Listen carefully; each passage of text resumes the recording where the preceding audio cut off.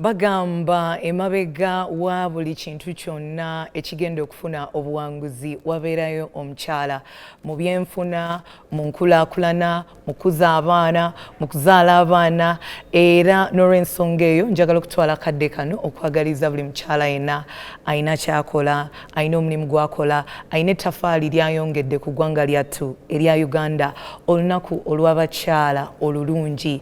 Leero ye International Women's Day era nga wano mu ggwanga lyattu erya Uganda ebikujjuko bibadde eri ekyankwanzi era nga abamu ku bategese be banaffe aba ministry eya gender. Tukugamba ffe wano tuliwo kuzza mu bakyala maanyi era omulamwa gwa program Pakasa ekyo ky'olunaku olwaleero twagala tukulage gw'omukyala ayagala okufuna ku kasente. Tutera okugamba gavumenti etaddewo opportunities ez'okufuna ensimbi. Okoze otya okweteekateeka okutapinga mu ezo opportunities era nga tukujjukiza program yaffe ekutusibwako project esinze oba ekyasinze okuba ne budget ennene ku side ey'abakyala, project eya Grow. Eno project y'abakyala eriwo okubayambako bajja ku ddaala kwe bali okubazza ku ddaala eddala ng'eteekebwa mu nkola bannaffe aba Private Sector Foundation Uganda ne Ministry ya Gender nga bavugirirwa World Bank. Nkwaniriza ku program Pakasa nze Omumbejja Ndagwe Leila. Mu studio tulina abagenyi bagenda kutweyanjulira tweyongere okuba torch ku mulamwa guno. Tujja kutandika n'omukyala. Ngera we tubagambye olunaku lw'abakyala kakati tulina kukola ebyo ebigwa mu kkowe ery'okuwa abakyala amaanyi. Mukyala Namatovu twesimye okuba nawe ku program Pakasa. Kale Leila, sibe mutano bannyabo ne bassebo abatulaba erinnya Juliet Namatovu nga mpeerereza mu Post Bank nga branch business manager. Twesimye okuba naawe ate ku luyi luno omanyi twagala nnyo okubaleetera abantu okuva mu project eya Grow okuddamu ebibuuzo byammwe. Omukulu ono ye bw'amaanyi nnyo mu kitongole kino naye yategedde nti lunaku lwaffe naye yeesitudde bukolokolo okuba ng'ajja mu studio okulambula ku nsonga za Grow. Mukulu Paul Niwagaba twesimye okuba nawe ku program Pakasa. Nze nange nsiimye balamusiza mwenna abaami n'abakyala bali ebweru eyo abatulaba olunaku luno. Okay, tujja kutandika ne mukyala Namatovu. Government eleeta projects nyingi nnyo ez'abakyala okufuna ssente. Naye ebimu ku bibatiisa kubanga babeera tebeeteeseteese bulungi. Essaawa zino waliwo project eya Grow. Mu bbanga eryo ery'emmaaso wayinza okubeerawo project endala. Emabegako waliwo projects ez'enjawulo ezibaddewo. Abakyala bafiiriddwa ssente nnyingi olw'obuteekateeka bulungi. Omuntu yandyeteeseteese atya naddala omukyala okufuna ku ssente oba financial opportunities.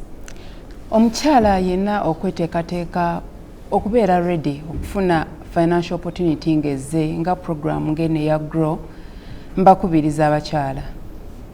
Tojja kutwala ssente ng'otandika butandisi. Ekirowoozo beera nakyo kati ng'opportunity eri tennajja. Gavumenti ekusange oba project ekusange ng'oyinako woweteeseteese oba oyina capital wa $5,000 oba wa $2,000,000 project egenda okujja ng'ekwongerako bwongezi ekyo kikulu nnyo.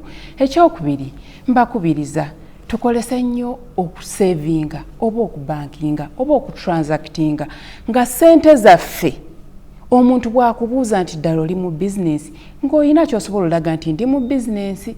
Sente ziyita ku akawunti ye eno oba ziyita ku mobile money oba kati ffe nga mu Post Bank tulina enkola ya wendi ng'ogamba nti oba nina wenzi transactingira ziyita wano. So twemanyize nnyo okutereka oba okutransactinga nga bizinensi yaffe osobola okulaga nti kiikino ekiraga nti nnyingiza ne sente z'embankinga buli lunaku ziizino. Ekyokusatu twemanyize nnyo okuuma ebiwandiiko oba kye tuyita business records.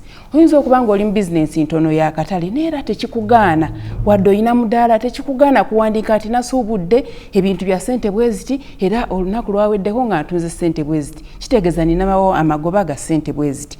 Mu katale abamu basasula empooza era tekikugaana kubeera na burisiiti obwo bw'osasulirako empooza n'obutereka. Kati n'owa bizinensi ennene aba bizinensi ennene bo tubakubiriza okuregistaringa bizinensi zaabwe ne URSB okusasula trading license bw'obanga otwalibwa nga KCCA oba councils endala. Ezo zonna records eziraga nti oli mu bizinensi. Enkya opportunity bw'enejja ebanaakubuuza ki ekiraga nti oli mu bizinensi ojja kuba oyinawo savinga oba banka oba mobile money. Ekyokubiri oyina burisiti bwo oba akatabo kuwowandiika banka kejja okutunuulira oba omuntu yenna azze ne project y'essente kyajja okutunuulira ekiraga nti oli mu business. Mukulu Paul obukugu obulina ogenda kutuwabula ku nsonga eyo lwaki omuntu ng'atandika butandisi tekiba kituufu kubanga yeewola okubanga akozesa ssente zeyewoza okutandika business? Kati ssente ez'okwewola jjukira nti zibaako obukwakulizo. Kati owa banka ajja kugamba nti twagala osasule buli mwezi oba buli myezi 3 oba oluvannyuma lw'emyezi 6. Ne wabaawo of course akakwakulizo ka interest oba kye tuyita amagoba. Kati oluusi bw'oba otandika business jjukira ebintu by'ogenda okunyiikiramu bw'oba oteekamu capital business yo oba oliawo tebanagimanya bulungi. N'abantu abanaagigulamu ebintu oluusi tebajja kwanguwa kujja. N'obanga oyina okutwala ku bbanga okusooka okunyweza business eyo nga tonnatuuka kugitwala mu banka oba mu bitongole byonna Juliet byabadde ayogerako ebyokuwoleramu ssente. So kyali agadde nnyo ate n'emisomo mingi egiraze nti bw'obanga onatandika business oyinza okukozesa ssente gwe z'okuŋŋaanyizaawo nga savings oba n'ogenda mu mikwano gyo oba oyina ab'emikwano abasobola okuwola ssente oba okuwa obwi ssente. Oluusi ne bw'obeewolako ssente bayinza okuba abangu okusinga ekitongole nga banka oba ebitongole ebirala bye twewolamu ssente. Ekirala oluusi tubaamu ne famire zaffe ze tulimu ng'omuntu akumanyi nti oli muntu wavunaanyizibwa oba ayinza okutrustinga n'akuwa ssente ezo. So kiba kyagala n'onoonya engeri endala z'ofuniramu ssente ez'okutandika business naye nga teziriko pressure ey'okwewola. Jjukira n'okwewola ku muntu obuntu naye ayinza okuba omuzibu okuwa ssente oba n'okwagala okuggyako ssente ezo oluvannyuma lw'ebbanga. So kyagala ne tunoonya engeri endala z'okwetuusako ssente then ne tukola ebintu ebyo Juliet byakoze. Tandika okuma ebiwandiiko ebyo ezo savings z'okoze genda ng'ozikuŋŋanya nga zikula otuuke ekiseera nga project ng'eno bw'ebezze jjukira nti business ebaddewo oba emazeyo omwaka nga gumu oba 2 emirimu ogikoze bakasitoma babadde batandise okujja naawe n'otuuka ekiseera ng'osobola okujja mu project nga grow egamba nti nekwongeramu ku maanyi ago n'ogenda ng'olinnya omutindo. Okusobola okusasula looni yange nga sitaataaganyiziddwa nina kukola ntya ng'omukyala okusinziira ku experience gy'ofunye oba gy'olabye ne bakasitoma abo? Okusobola omukyala yenna okusobola osasula ssente nga tokaluubiziddwa toprojectinga bala nti essaawa zino bizinesi yange esobola fissa miliyoni 5 ng'obulamu bwange ngeza obulamu bwange nga busigadde butambula bulungi miliyoni 5,000 nsobola ozisasula buli mwezi. Kati bw'ogenda mu banka genderera nnyo nti njagala bw'ogamba njagala miliyoni 5 nsasula mmeka. Kati bw'ojjayo ssente ebintu naye biba tebitambudde nga wali obisuubira emitwalo gina 5 gy'ozzaayo buli mwezi wali ozisobola n'ozisasula nga tonneewola. So tetuprojectinganga. Ndowooza otegedde mu katundu kaffe akasooka leero olunaku lw'abakyala tubadde tukuwaamuko ebintu ebitonotono bye tutera okwebuuza nga tugenda okuba nga twewola. Mukulu Paul Niwagaba atubulidde ku kika ky'abakyala abasaanidde okufuna looni eno eya grow. Tosanyuka busanyusa amagoba ago ne gakusanyusa n'ogenda ne weewola n'ojjayo ssente ate nga tozisobole. Ate era ye mukyala Juliet n'atubuulira tulina okwepimira tetutebereza butebereza ti mwezi ogw'omukaaga mwezi ogw'omusanvu nyinza ofunayo bukadde 10 kanneewole ssente zino nja kubanga nsasula. Oyinza okufuna ebigwa bitalaze ate n'ofiirwa n'ogwo omusingo. Weeteeseteese otya okufunamu mu bino ebintu oba opportunities government zeereeta nga grow loan? Tugenda kulaba emboozi y'omukyala asooka. Grow yatambudde egenda eri eggulu tusinkana mukyala Ssanyu ono ye yafuna obukadde 7 ye gwali mu business agamba nti ssente tuyinza obutazifuna ono ye yafuna obukadde 7. Katulabe emboozi ye tweyongere okuba ebirowoozo ku mulamwa guno tovaawo.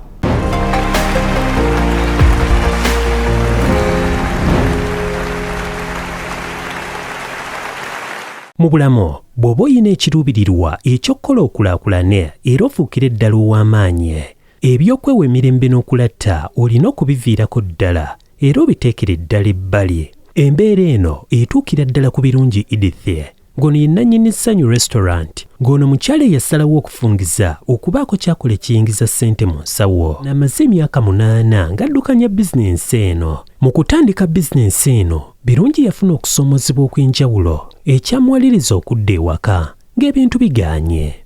Nasooka nenfuna ekifo ekyasooka nenkolerawo ndowooza gyali myezi nga 8 nenfunamu ka challenge ne bannemesaawo nenvaawo nensooka nenzirayo koke Kampala naye neŋŋamba naye nedda wadde nti ekifo kiriba kinnemesezza naye nina kufuna ewalala nina kulemerako era mba ndi awo kasitoma nankubira essimu omu naŋŋamba nina ekifo kyenakufunidde wano jangu okirabe nenzija binatuuka nenjogera ne landiroodi netukkiriziganya nampa ekifo nkomawo nentandika okukola emirimu gyange. Ng'oggyeko akaduuka birungi ke yali addukanya teyalina bumanyirivu bwonna mu kuddukanya restaurant, kyokka yakiraba nti yali asobola okukulaakulana ng'ayita mu kuddukanya bizinensi eno. Kati ekyasinga okumpaliriza okujja eggulu eno nayinayo baganda bange, nayinayo brother wange ne sister wange ne baŋŋamba eri bw'oba nga otandiseeyo restaurant osobola okukola. Ntandika restaurant mpola mpola ng'omanyira tebiba byangu bw'ogifumba bw'ogiyiwa enkeera n'olemerako n'oddamu nga kati nakukendeeza kufumba ntono mpaka binagenda nga abantu bammanyira nentandika okukola. Mu kiseera kino olabira ddala nti omutima n'ebirowoozo bya birungi byonna biri ku bizinensi ye, era wano we twamubuuliza gy'ajja obumalirivu obutandika bizinensi ya restaurant gy'atalinamu bumanyirivu. Kintu kiva mu kukyeteekamu ate ng'oyagala ng'ekintu ky'okola okyagala. Kuba nange nali sikolangako restaurant naye nga nina ssenga wange akola restaurant. Kati ebiseera ebisinga namulabirako nnyo.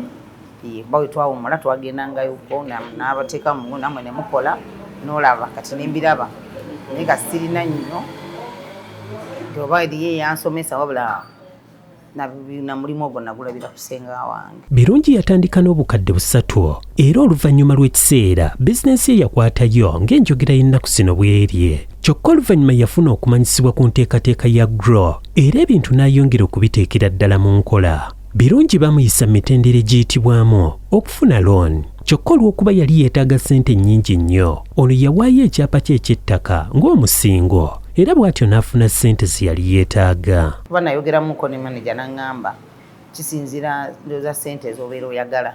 Banze nali nsabye miliyoni 10 naye ne bampa 7 naye nga tebankalubiriza nnyo n'essente ezo zinnyambye nnyo kubanga at least tunamu nga interest yazo ate ntonoko ku ya bank. Birungi alina enteekateeka eziggulawo amatabi amalala mu bibuga bya Uganda eby'enjawulo. Asabye nti amagoba ku ssente zino gongera okukendeezebwa. Kino kisobozesa abakyala abalala abalina okusoomozebwa mu bizinensi okufuna okuyambibwa. Bandibadde bongera ne batusalirako interest ekyali nnene kuba eriyo abakyala abandyetaaze n'okukozesa ssente ezo naye ng'ate era interest ekyali waggulu nga balaba ati nga tebagisobola bitaaga ne nobongera okukendeezaako so buli mukyala naaba ng'asobola okukozesa ssente ezo. Birungi asanze ebisoomooza bingi nga n'okusingira ddala emisolo egyeyitiridde. Yandyetaaze bannange gavumenti netukendeereza ku misolo ddala kati nga ffe aba restauranti esowani ya mmere buli kacupa ka soda k'otunda 18%. Kati ogenda okwekanga nga tegwe ssente ze wandifunye zonna ozimalidde mu musolo. Bawagiddwa GROW, pulojekiti ya gavumenti ya Uganda eddukanyizibwa PSFU ne Minisitule ya Gender ng'evujjirwa World Bank. Banange abantu b'eggulu twagala okubayozaayoza olw'okuwagira mukyala Ssanyu mwebale kubanga muwa akasente kyetugamba nti GROW loan eri inclusive buli muntu yenna buli wonna wooli tujja kubanga akasente tukakutuusaako oba oli ggulu oba oli Tororo oba oli Mbale oba oli Jinja nga mukyala Ssanyu we mulaba we yeenyumiriza mu bizinensi ye. Mukulu Paul Niwagaba omukyala omulabye yava e Kampala n'agenda eggulu akuzeeyo akasente ate ne mwongera ensimbi bizinesi n'abeera ng'agigaziya. Omukyala atulaba ekyo ky'olunaku olwaleero ku sayidi eya bizinesi biki byasobola okuyigira ku ssanyu ne ku sayidi ey'okwewola? Okay, nzooza nze ebintu byensoose okulaba ate essanyu byalina. First of all ekyokusobola okugenda awantu kangamba awatali wawe oba ekifo ekyenjawulo ku kifo kyabadde amanyidde naye ate nakola ku bintu ebyo byamanyi. Ekyo ndowooza kikulu nnyo kubanga nga bwe twayogedde ebintu by'oba ogenda okukola kyetaaga ng'oyinako oba oyinako obumanyirivu either ng'olina w'oyigidde ng'olina ky'olabye obanga kintu wakisoma nga olina obumanyirivu kubanga omukyalo oyo nga bw'omulabye okusinziira ku sitole ye nga bwengimanyi yali amaze ebbanga ng'afumba mu kifo ekyo era nga ne feedback obanga abantu bamugamba nti afumba bulungi ebintu bye yali afumba of course yali afumba nga si bya ssente naye ate najja n'akolamu omulimu ogw'amaanyi nga bwe tugulabye. Ekyo kyekisookebwako ekyokumanya ekyokukola omulimu ng'olinamu obumanyirivu. Ekirala era mu bizinesi omwo bw'olaba nga omukyala Namatovu bw'abadde agamba wano mulimu ebiwandiiko alina abantu abakola ku reception omuntu ajja omuntu asasudde alina wawandiika n'amanya nti leero kasitoma bw'ati azze aliddemu ere bweti zino ze ssente zasasudde. Ekyo kikulu nnyo kubanga era okusobola okugenda mu bitongole nga bye yagendamu okufuna ssente ezo ezaggulu era ekyo kyekintu kye babadde balina okutambulirako okumanya ddala maanyi kyagali mu bizinesi eyo ne busobozi ki bw'alina okusobola okukola ki okukola omulimu ogwo. Mukyala Namatovu nga tutunuulira emboozi eya ssanyu ku sayidi ey'okwewola, ssanyu yeewola obukadde 7 courtesy of Grow Project. Abantu abamu wetuwulira ssente ezo zituwaawaaza amatu tugamba banaye akasente nga kangi bulala. Njagala twogere ku bintu abakyala abali mu bizinesi bye basobola okukola okwanguyizibwa okuzzaayo ssente ezo kuba Grow Project ejja kuwa interest rate ng'eri manageable. Naye olumu nekituuka mu bizinesi yo ssente baazikuwa ogaziyiza n'otuuka myezi 6 n'olemererwa, n'otuuka myezi 7 n'olemererwa. Biki bye nina okukola nze ng'omuntu eyeewola okakasa nti managinga bulungi loan eno ereme kunnyingiramu ssente nsobole okuzizzaayo mu budde? Neyanziza nnyabo kakati abakyala mbakubiriza okubeera nga mubankinga ssente naddala ng'olina looni naye ne bw'oba tolina abakyala mbakubiriza mwemanyize omuze gw'okubankinga ssente. Omuze gw'okuteeka ssente mu nnyumba gwakoma gwali gw'abajjajjaffe. N'olwekyo abakyala mbakubiriza nti akawunti eno bw'oba oteekako ssente oba otunze buli lunaku 10,000 gye gifiseewo kati ng'omukyala oyo owa restaurant alabika atunda kati ezifiseewo n'aziteeka ku akawunti kati olunaku lw'okusasula lugenda otuuka nga banka yeetolako butoze ssente nga ssente endala zisigalawo ku akawunti. N'olwekyo mbakubiriza abakyala tetutereka ssente mu nnyumba tuzibanking. Ekyo kimu. Ekyokubiri ebiwandiiko bikulu nnyo kubanga oyinza olowooza wajjayo looni ekwongerako ate olusinga ekuzza mabega naye kati bw'owandiika n'omanya luli nalinga era kikuyamba okumanya bizinesi ye yeeyongerako oba edda mabega. Bw'oba owandiika nga luli wali tonnafuna looni otunda $30,000 kati omukyala wuno yajjayo looni ne yeexpanding n'ateekako ne ice cream kati bw'atawandiika ayinza obutamanya nti bizinesi ye yeeyongeddeko kuba buli bw'aba yali afuna 3 kati nga bw'awandiika mu bitabo mulimu 5 ekyo ako kabonero akalaga nti bizinesi yeeyongeddeko. N'olwekyo abakyala mbakubiriza ebintu bino saagala tulowooze nti bya bizinesi nene zokka nene ka bizinesi akatono aka $5,000,000 naawe nga weemanyizizza okuwandiika osobola okumanya oba bizinesi egenda mu maaso oba edda mabega. N'olwekyo mbakubiriza okubankinga okuwandiika. Tweyanza nnyo omulungi ali ku program Pakasa abakugu batubuulira engeri gy'osobola okweteekateekamu okufuna financial opportunities okuva mu government gwe ng'omukyala n'ebitongole ebirala naye ng'abakugu be tusinga okuleeta wano naddala ku nsonga eya loan batera otugamba omulamwa gw'ofunidde loan eyo tutera gukyusa. Abakyala ofuna loan ogamba nti egenda kulunda nkoko ate nodda mu kuzimba apartment. Ebyo ebintu ebyenjawulo bano abantu abatuwa ssente bwe baba babibala mu ngeri ya njawulo, era ne weesanga ng'olumu olemereddwa ssente ne zikulema okuzzaayo.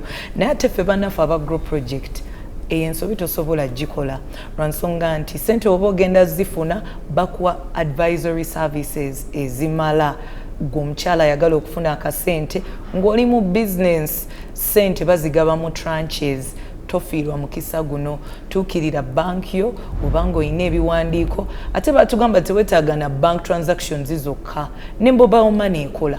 Obanga olina ebintu ebitrackinga nga biraga nti akasente okayisa ku mobile money, togwamu ssuubi, beera ng'otuukirira bank eziri ku list. Kuliko Post Bank, kuliko Equity, kuliko Centenary, kuliko DFCU, kuliko Stanbic. Obeere ne Finance Trust Bank, obeere ng'obabuuza ebibuuzo, oweeyo fayili yo, ssente we zituukira naawe oyinza okubeera omukyala munnamukisa.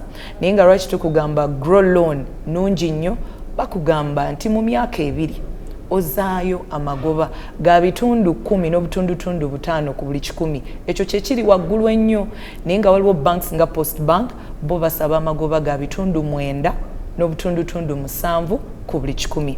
Tugenda kubulamu katini naye bwe tudda n'emboozi ey'omukyalo omulala.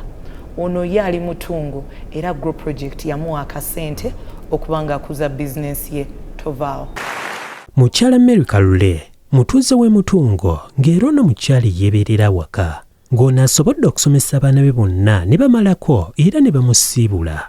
Ono awangalidde e Mutungo okumala ebbanga lya myaka 4 ng'era ebbanga erisinga alimaze mu kulunda nkoko ng'omulimo gw'akolera waka. We tutuukidde mu maka ge tusanze akamaliriza okutunda enkoko ze yafuna oluvannyuma lw'okufuna ssente ng'ayita mu nteekateeka ya Grow. Mary yafuna obukadde 5 okuva mu nteekateeka ya Grow. Era wano ebbanga mmazewo emyaka mingi, abaana mbazadde bakuze. Kati nze pulogulaamu eyo mbadde nakagifuna era omulimu gwawe gwa kulunda nkoko. Era mbadde nakalundayo lutweji emu. Kati nabuukinze endala, nabuukinze enkoko endala era ngenda zifuna mu wiiki nga 2 maaso. Kati ninza ate nfune ndabe nti naye nga nakoze nenfunako. Mary yali tafunangako ku looni yonna okuva mu banka olw'emisuso emingi n'ebyetaago ebisabibwa okusobola okufuna ssente zino. Bwe yawulira ku nteekateeka ya Grow, Mary teyayagala kusigalira mabega na kusubwa mukisa guno olw'amagoba amatono agasabibwa ku ssente zino. Ekituufu mbadde nze seewolanga nga nkozesa busente bwange bwa mpola kituufu. Era luno lwe lusooso. Omwami we abadde mpagiruwaga mu kutambuza pulojekiti eno. Ono yamutwala mu banka n'amuwa n'omusingo gwe yateekayo okusobola okufuna ssente ze yali yeetaaga. Awadde bakyala banne amagezi okufungiza okukola ennyo n'okusingira ddala eri abo abakolera emirimu gyabwe ewaka. Nendeeta enkoko 300 naye naakazitunda zaakaggwaawo. Kati nabuukinze najjo. Kati ngenda kuzifuna mu wiiki 2.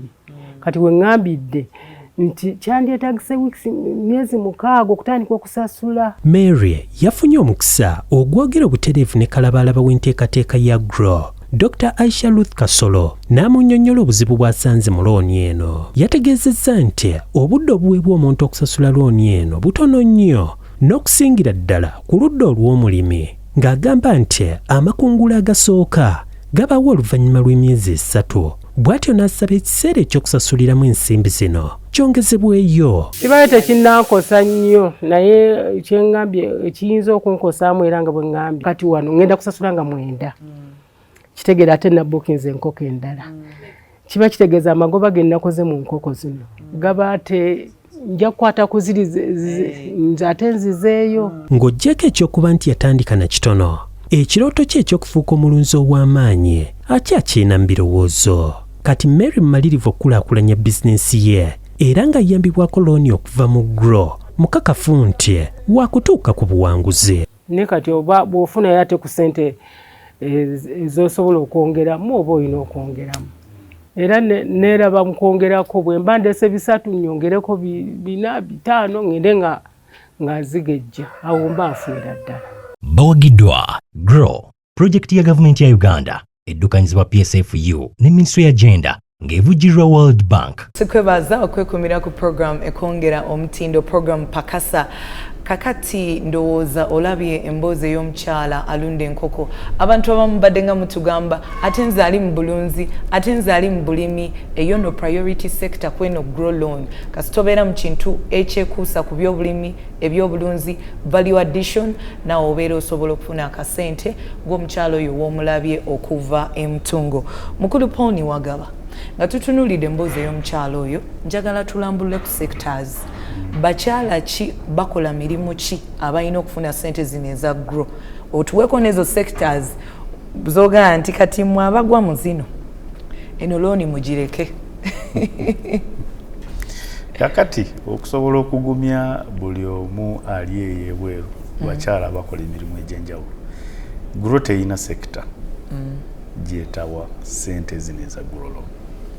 Ekyo njagala tukitegeere, naye wabaawo emirimu egy'enjawulo nti okusookerako ddala waliwo emirimu abakyala gye balimu emingi. Kati nga agriculture oba ebyobulimi mulimu abakyala bangi, yemu ku sectors naddala mu Uganda erimu abantu abangi n'abatali bakyala. Mulimu abantu abangi ate ereeta nnyo kyoyita contribution ku mirimu egikolebwa mu Uganda ne sente Uganda zeefuna n'abantu ze bafuna. Kati agriculture yemu ku sectors zetuliko nga zetutaddeko nga focus oba priority. Then ne wabaawo sectors ezisinga okubaamu abaami nga ze bakolamu ate nga zirimu amagoba mangi. Ngeriwa kye bayita male dominated sectors. Construction. Kati waliwo construction. Ne wabaawo ebintu nga IT okukola ebyuma ebya technology. Ne wabaawo ebintu nga tourism ebireeta abantu abajja okukyala okuva mu mawanga ag'ebweru. Kati emirimu egyo ekigirinyisa omutindo jjukira nti oluusi giyingira oba weetaaga sente eziwerako abakyala olumu ze batayina. So tuba twagala tufokasinga ennyo ku sectors ezo tusobole okuyamba abantu abagezaako abali mu sectors ezo naye nga baagala kwongerako ku maanyi. So ezo grow zetunuulidde nga sectors ez'amaanyi zeeyagala okuyingiramu oba okuyamba abakyala abazirimu naye nga baagala kweyongera ku maanyi. Kati waliwo sectors ate tutaagala kuteekamu sente. Sinti tetwagala kuziteekamu sente naye nga naffe ffenna nga abali mu ggwanga lino zitukosa. Kankuweeyo okulabirako. Kati waliwo abantu abatema emiti nga baagala kukolamu manda. Awo baba bakosa oba nga bajjawo obutonde bw'ensi kye tuyita environmental degradation. Kati omuntu atunda amanda ate ffe tuba tetwagala kukola ki? Kumwongeramu maanyi kubanga ogwo omulimu gw'abaakola okuggyako ng'alaze nnyo nti gino emiti ze nagisimba ate buli lwentema omuti ogwo nina emiti emirala oba ebiri oba esatu gyensimba. Nejjukira nti kati omuntu atunda amanda kati ng'e Kampala okutuukira ddala ku muntu eyatema omuti ogwo kiba kizibu. So bw'ogendera nga mu Post Bank oba mu banks endala era ojja kulaba ng'ezo tojja kusobola kufuna sente za ggulu. So waliwo ezo sectors eziriko ng'ebyo ebintu ebikosa obutonde bw'ensi ne wabaawo ne sectors omuli ebintu ebitakwatagana n'amateeka ga ggwanga lyaffe. Kati ng'ekyokubaamu abaana nga bakolamu etteeka ly'eggwanga terikiriza abaana kukola mu mirimu gyonna.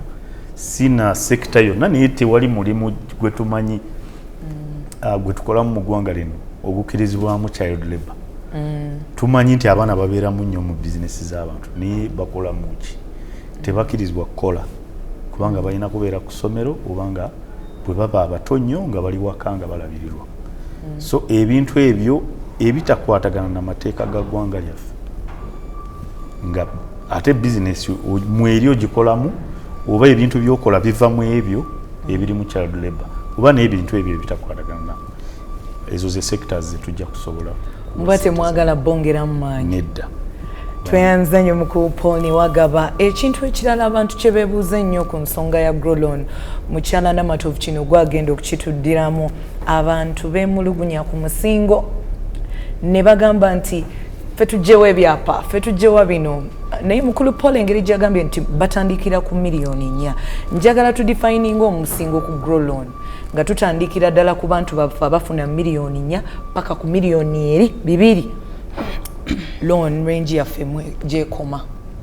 Kakati Grow Loan eya miliyoni 4 bank fenga Post Bank tusobola ogikuwa nga tolina musingo mukalu nti oba kadi ya motoka oba ndagaano ya ploti oba kyapa naye olina okuba nga olina ekibiina ky'ogwamu gye tuyita group oba cooperative oba sako naye nga ne group eno ng'oli active member nga togenzeeyo obugenzi lwa kinyomo kyafuna ssente za Grow ne tulaba record eno obadde osavingayo otya mu group oba mu sako kati cooperative eno oba group eno yebeeranga garantayo era ewandiika ebbaluwa n'egamba ono memba waffe oba abadde memba waffe ebbanga bweriti kuba ne record yebeerawo engeri gy'obadde osavinga mu kibiina ekyo kati cooperative eyo esobola okugarantinga fenga bank ne tukuwola miliyoni 4 naye okusukaawo twagala omusingo omukyala ali eyo okusobola ofuna ssente eza Grow zonna paka ku miliyoni 2 twagala omusingo naye bw'oba tolina musingo gwenga gwe omukyala naye ng'olina enkolagana n'omuntu nga omuntu oyo asobola n'okuwa omusingo gwe naddala oba kyapa omuntu asobola okuwa ffe mu bank tugita third party mortgage naye n'akwesigisa ekyapa kye ne tukuwolerako ssente oba mwami wo oba muganda wo omuntu asobola okwesigisa ekyapa ekitegeeza abasajja basobola okusupportinga abakyala through that so oyinza okubeerayo nga gwe tolina kintu kiri mu mannya go oba musingo ogwo naye ng'omwami wo oba muganda asobola okwesigisa ekyapa kye ne tukuwolerako ssente era tukola gye tuyita third party mortgage omuntu oyo asayiningako nti akkiriza okuteekayo ekyapa kye ku lulwo gwe nga kasoma gwe tuba tusobola okuwola ssente n'olwekyo abakyala temwekubagiza nti bannange yeffe tunakola tutya tetulina misingo tulina opportunity ye miliyoni 4 etayiriiko musingo naye n'okusukkaawo bw'oba olina omuntu asobola okwesigisa omusingo gwe era tusobola okuwa ssente temuggwamu maanyi bakyala. Njagala olambulule ku biki bye mutunuulira ku sayidi ey'omusingo tuwaddeyo ekyokulabirako kimu kyapa. Kakati tukkiriza emisingo emirala ng'endagaano ya poloti oyinza okubeerayo omukyala nga weegulidde kapolotiko nga kandagaano kuba sindi mu banka tutwala byapa byokka so ng'olinayo poloti yo nga wagigula tusobola ogikolesa ng'omusingo ne tukuwola ssente. Oyinza okuba olinayo kaadi ya pikipiki naye tusobola ogikolesa ng'omusingo. Oyinza okuba olina kaadi y'emmotoka tusobola ogikolesa ng'omusingo oba ng'olina ekyapa so emisingo gyegyo kaadi ya mmotoka kaadi ya piki endagaano ya poloti n'ekyapa gy'emisingo gye tusobola okukozesa okuwola ssente. Mukulu Paul Niwagaba waliwo abakyala bali ku program Pakasa abakutunuulidde we bati bagamba abaagala okwewola bebogerako eno Grow yo terinayo products and services ndala ezaffe abatagala kwewola ezo zenjagala tulambululeko sebo.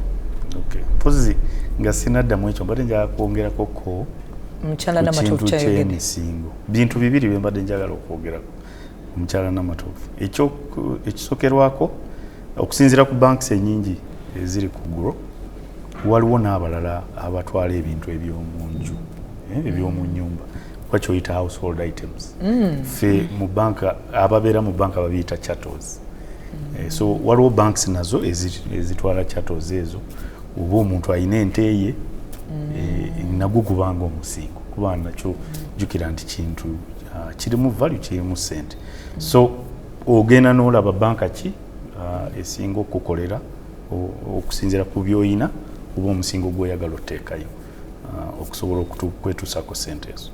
Ekirala nabadde njagala nti nnyonnyole ekintu ky'omusingo kubanga oluusi tuwulira nnyo nti naye Grow lwaki baagala musingo. Jjukira nti eno program engeri gavumenti gyagiteekawo yagala ssente ezo zongere zibeerewo n'okusukka ebbanga lya project kuba project eno ejja kuggwa mu 2027 ng'eggwako mu December 2027 naye ate gavumenti eyagala eteekewo entegeka nti ssente ezo zibenga zibeeramu mu bitongole bino nga kuba jjukira nga bwe tugambye nti wabaawo omuntu nga ka bizinesi yakakatandika kati ate nga kalabika nga kajja kukola naye nga obudde bwa grow tebunnatuuka ate nga waliwo ne services endala zengenda okwogerako eza grow zayinza okwetuusaako naye mu mwaka nga gumu oba gumu kitundu oba ebiri nga project etuuse oba omulimu gutuuse ku level eyo asobola okukola okwetuusako sente za grow kati gavumenti eyagala nti obudde bwo nga butuuse n'oyo naye asobola okukola ki okufuna naye ate bwe tuwa sente zino nga teziriiko musingo naffe twemanyi oluusi ezo sente tetuziteeka mu kyo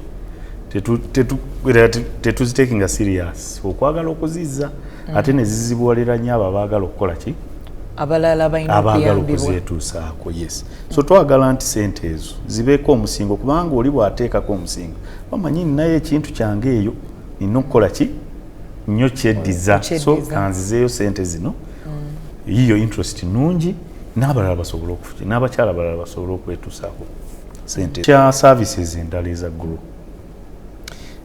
services ziri 3 zenyinza okugamba enkulu eza grow twateekawo ekintu ekya skilling oba empowerment obwo kuyigirizibwa kubanga abantu abali mu business si nti ebintu byokola kati ne bwebanga business yonga etambula bulungi nti obumanyirivu bw'olina nti kyekikomo obaako abantu weetaaga okweyongerako n'okusobola okumanya biki abantu abalala bye bakola waliwo general business skills oba oli mulimi oba oli mu hardware oba okola business kasitebanga business ng'olina kyogifunamu waliwo kye tuyita general business skills kati waliwo emisomo project gyetaddewo waliwo course kyetudevelopinze okuva mu Makerere University Business School egenda okuteekebwawo erina modules 9 ate nga course ezo zirirwedde omuntu asaba n'agendayo ate nga okuyigirizibwa okwo kujja kubeera gwanjawulo across the country si nti kujja kubeera kwa mu Kampala abali eggulu bajja kusobola okuyigirizibwa eggulu abali e Kampala kyekimu abali ekiryandongo nayo kyekimu so ezo courses era kijja kulangibwa obudde bwakyo nga butuuse Ministry of Gender ejja kuteekamu okulanga mu mawulire tujja kusobola okumanya wawe tugenda n'ebiwandiiko kibye tulina okwetuusako so ezo general skills then ne wabaawo skilling nga ya eyo sector gy'olimu kubanga waliwo ebintu ebiri mu sector gy'olimu nga byanjawulo omuntu akola ebyobulimi sector oba ebintu byakola oba skills alina okwetuusaako nga zanjawulo n'omuntu akola construction kyetuyita sector specific skills kati ezo nazo obuyigirizwa obwo nabwo tujja buteekawo era eyo nayo process etambula obudde bwayo bujja kutuuka nayo erangibwe nti mujje mwetuuseeko ki skills ezo then ne wabaawo sente zino kuba twogedde nnyo ku sente za grow loan ne waliwo ne sente ez'obuwa kyebayita grant kati ekyo nakyo kijja ate tekiri wala nnyo sente ezo tujja kuba project ejja kuba ewa sente okuvanga ku miliyoni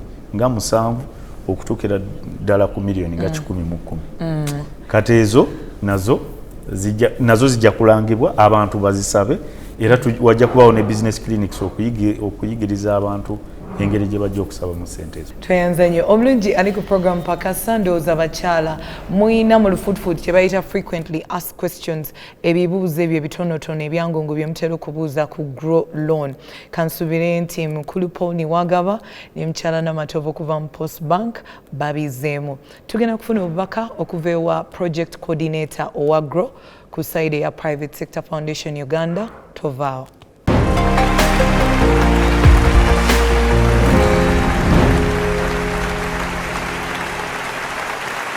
Okujjukiza abannabyabufuzi ba leaders nti ssente eza grow si za buli mukyala, si za buli mukyala anoonya okutandika nedda, si buli mukyala owa wansi nedda. Abakyala abo bagende mu PDM bagende myoga. Grow yajjira mukyala avudde no wansi nga atandise okwetengerera atandika okukozesa banks. Ekyo njagala abantu bakitegere n'olwekyo tetusobola kugamba nti buli mukyala nedda ffe twagala omukyala eyeetengeredde ali mu bizinesi z'essente za grow kubanga gavumenti yagireeta ng'ekimanyi nti eriyo PDM ate eriyo n'emyuga. Oli mukyala munna bizinesi era oyagala bizinesi yeekulaakulane, gavumenti ya Uganda ekuleetedde ssente za grow era nga weewola okuva ku bukadde buno okutuuka ku bukadde 2 n'osasula mu bbanga lya myaka 2 ate nga gw'asasula mu budde olina mukisa ddala. Eri abakyala abanoonyi b'obubuddamu nammwe abaliko obulemu, enteekateeka eno egenda kubakolako mu ngeri ey'enjawulo. Okumanya ebisingawo, tuukirira Post Bank, Equity Bank, DFCO, Centenary Bank, Finance Trust Bank ne Stanbic Bank oba genda ku mukutu gwaffe ogwa www.grow.go.ug oba okujja ku ofiisi za PSFU ku Kyaddondo Road e Nakasero ku kizimbe kya Trust Tower omwaliiro ogusooka oba okuweereza obubaka bwa WhatsApp ku nooti 7623 3 nooti 4961. Omukisa guno gw'abakyala bonna okwetooloola eggwanga era ng'enteekateeka ya Grow evujjirirwa banka y'ensi yonna n'eteekebwa mu nkola Ministry y'ekikula ky'abantu ne Private Sector Foundation Uganda. Grow, generating growth opportunities and productivity for women enterprises. Omuganda agamba akuwa magezi akira akuwa ssente. Kye tukoze ekyo ky'olunaku olwaleero gw'omukyala abadde ng'agamba nti nze seewolangako sifunanga ku ssente, Grow Project ekuleetedde opportunity ekiteesezaawo programu eno ku programu Pakasa kuwa bubaka nti osobola okufuna ssente oba ng'oli mukyala ng'oli mu business ng'otya at least yitirako mu banka yo weebuuze obabuuze nti nze bizinensi yange mba mpita woba ng'olina ebintu bino wammanga okola bank transactions okola mobile money transactions olina ekibiina eky'obwegassi ekisobola okweyimirira okufuna ssente zino nakyo tuukirira abantu oba abakulembeze babeere nga bakuyamba. Tetwagala obeere nga weekwasa nti ezo ssente za gavumenti ziweebwa bagagga nedda. Mu mboozi ze tulaba ekyo ky'olunaku olwaleero mulimu n'omukyalo ow'emutungo alina bizinensi entonotono naye ssente yazifuna. Kitegeeza ki? Kozesa bulungi obubaka bwe tukwano ku programu Pakasa weeyongereko omutindo. Obusobozi bizinensi yo weba ebulina beera ng'ogikuba abantu mu maaso. Tuukirira aba banka ez'enjawulo ze boogeddeko wano mulimu Post Bank, Finance Trust, Equity, DFCU, Stanbic Bank ne Centenary. Obeere ng'ofuna opportunities eza Grow Project. Tulina abakyala bagamba ate nze banka yange mwendi teri ku ezo bank. Sooka otuukirire banka ezo obeere ng'ofuna obubaka oyinza okubeera munamukisa. Ate gwe omuntu oyagala okumanya ebikira ku bino, Grow Project erina offices 2. Emu eri ku Trust Towers ku side ya Private Sector Foundation Uganda, endala eri ku Ministry eya Gender. Nkwebaza okulaba program Pakasa. Nze Omumbejja Ndagirwa Leila nkwagaliza ekiro ekirungi. Sula bulungi, weeraba.